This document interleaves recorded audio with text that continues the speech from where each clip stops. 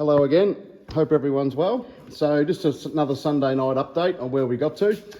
First of all, thanks everyone for your comments and likes and that on the post we put up Friday night about the car being a part of the Super Cheap Auto Wildcard launch. Obviously it was never going to happen, it was just a little bit of fun, but one thing is clear, the amount of passion that everyone has for these early 2000s supercars is massive. And yeah, so we need to have a think about what we can do with this car once it is up and running and get it out in the public eye. So we'll cross that bridge when we come to it, because it would be a shame to just have it sitting there doing nothing. So we'll discuss that at a later date. So back on basically where we got to this weekend. So the main aim was to do as much as we could while the car's on the ground. So little things like side skirts and inside of doors and things you can't do while it's up on the hoist. So as you can see there, the side skirts are all mounted up properly, which come up really well. Just to show you how they go on. So we've just put a series of riv nuts down the door sill and just put some nice stainless cap screws in there just to hold them all on. So that's come up really well, looks all neat and tidy. You may recall in an earlier video the rear door glass wasn't period correct, so we've spent a bit of time on that as well. Just to quickly recap, that's what was in the car, which is a sheet of Perspex, and that's cut out to replicate the same shape as the Falcon rear door glass. So we've got rid of that. We've got some really good condition Falcon door glass for the back that's been reinstalled to the door, and also cut a piece of Perspex that goes in the top half. So that's all done. There's obviously a plastic film over that, or a protectant film over that, which we'll take off at a later date. Holes cut for the air jack. And the only thing we do need to find, which is proving to be a bit elusive as I nearly drop it, the rubber seal that goes between the Perspex and the screen.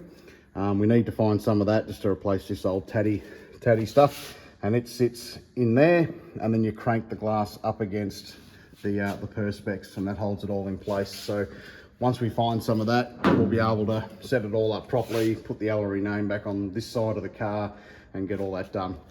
Another little job we did get done today while we could open the front doors. We've been able to get the door cards all mounted up properly on both sides of the car. The electric windows are all adjusted, everything's all set up properly. We didn't paint the door cards. They are fairly scratched up, but they tell a story, and it goes with the inside of the car not being restored. You'll see there that mark there has a corresponding mark on the cage. So didn't want to lose all that character by painting it all.